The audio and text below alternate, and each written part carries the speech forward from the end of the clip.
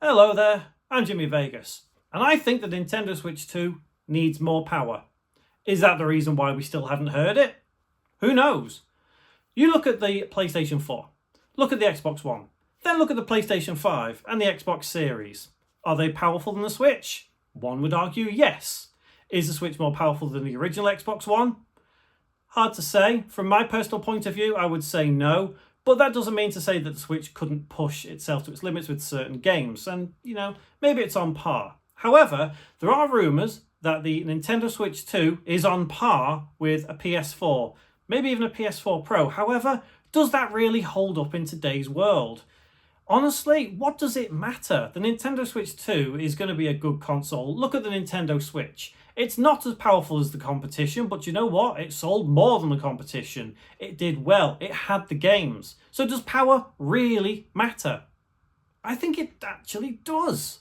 Now, yes, I know we've got Mario on there, but look at the Switch. The Switch doesn't have some really good games. Okay, look, I'm going to use something like The Last of Us as the first example. Yes, I know it's a Sony game. Yes, it would never be on Switch. However, look at The Last of Us Part 2 remaster or remake on the PS5. The Switch could never, ever run that. Ports that go onto the Switch have to be dumbed down. And that's no disrespect to anybody that loves the Switch and the Switch supporters. This is not a disrespecting video. It's more of a video that says, wow, it's incredible how they got that to run on Switch, despite its lack of power. Because there are many games that the Nintendo Switch runs, and it's a wonder how it does it. It's amazing. It's a great piece of kit. It's an amazing console. But the Switch 2, we're on about this now. It needs the power. There are going to be many games in the course of this generation, and next generation I will add, because the Switch 2 will span 2 generations of PlayStation, 2 generations of Xbox. It's not going to be able to run those games. And people want to see that power. Look, Switch 2 will sell, okay? It'll sell Kirby, it'll sell Zelda, it'll sell Mario, it'll sell Pokemon. It'll sell those, no problem. Yeah, they're not on other consoles. Nintendo doesn't care. But when it comes down to, let's say, Resident Evil 10, okay? I know we've not even had Resident Evil 9, but I'm going to talk about Resident Evil 10. When that comes out, that is going to be a powerhouse. That is going to be graphically intense. The Switch 2 is not going to be able to run that. And if they can get it to run on Switch 2 just as well on the PS5 Pro, then wow, that is incredible. On the PlayStation 6, that is incredible.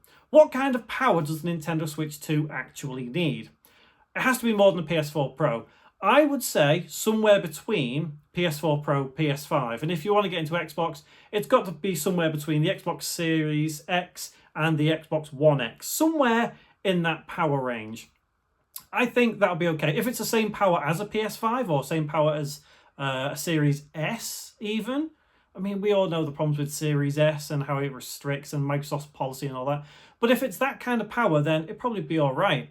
But I think we all know that the power of the Switch 2 is not going to be as powerful as a PS5 or an Xbox Series. We all know that. But I feel that Nintendo could have pushed harder to get more power. But as I said earlier in this video, maybe that is the reason why it's taking so long to hear about the Switch 2. Maybe Nintendo has stepped back and said, hang on, why don't we blow the competition out of the water? Even though Nintendo, they don't see these people as competition. It's a figure of speech. Why don't we blow the competition out the water and make an incredibly powerful machine? Much like the Steam Deck. I mean, will the Switch 2 be as powerful as the Steam Deck? I don't know. Honestly, I don't know. I don't actually have a Steam Deck. I'd love to get one, but I've just not been able to get my hands on one yet. I don't have the money, weirdly enough. But I would love to see the power of the Switch 2 equal to something that we have at the moment that is current generation. After all, like I say, when the Switch 2 comes out, it's going to be 2025. And if we base the cycle of the Switch 2 off the same as the Switch, then it's going to be in the 2030s before we get the next console from Nintendo. By then, we're halfway through the PlayStation 6 cycle, the next Xbox cycle. And those consoles are going to be incredibly powerful, more powerful than what we have now.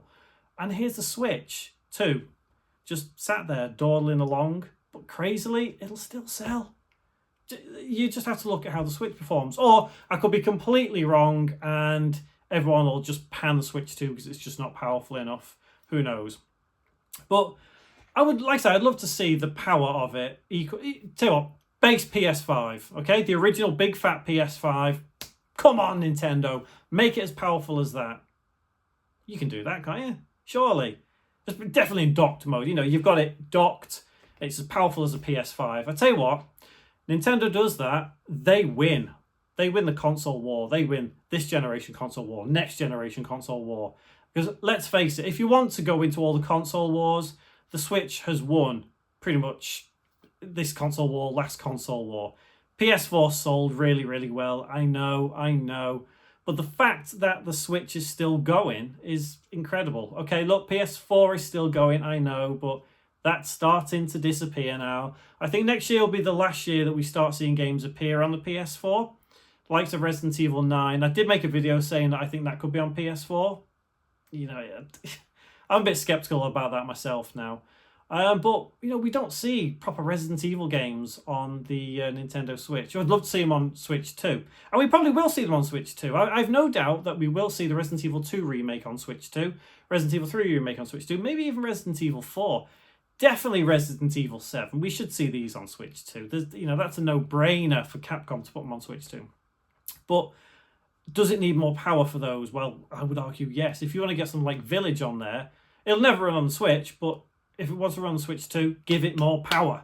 Now, I know many of you out there will instantly read the title of this video and say, you're talking rubbish, shut up, it doesn't need power. And you'll downvote me, you'll pick that dislike button. I don't care. Do what you want. It don't bother me. That's your opinion. This is my opinion. Everyone's opinion is valid. Unless you have the opinion that Sony is the best company ever, because they're not. I love Sony, actually. I'm a PlayStation person.